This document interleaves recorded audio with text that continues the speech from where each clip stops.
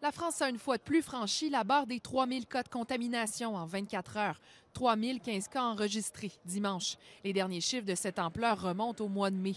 Ce rebond a de quoi préoccuper ce Québécois qui réside à Paris. C'est un peu stressant. La région parisienne, tout comme les Bouches-du-Rhône à Marseille, ont été classées en zone rouge. Ça veut dire qu'à tout moment, les préfectures peuvent intervenir pour fermer différents types de commerces, restaurants, bars, centres commerciaux ou musées. Dans les dernières 24 heures, un seul nouveau décès. Mais la recrudescence de cas qui s'observe surtout chez les jeunes adultes inquiète sérieusement les autorités. C'est une vague qui est un peu provoquée par un relâchement. Peut-être qu'on s'est un peu trop habitué à ce à quoi on avait affaire. Et le groupe d'âge où l'incidence est la plus élevée, c'est les 25-35.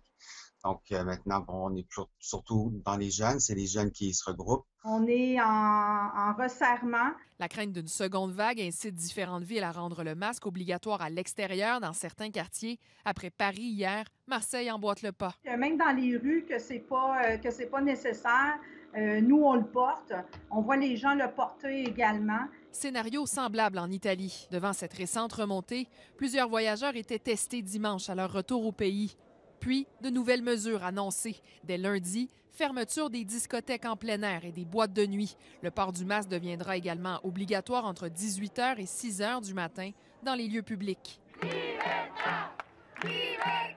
En Espagne, 2 jours après l'annonce de nouvelles restrictions, des centaines de personnes ont manifesté à Madrid.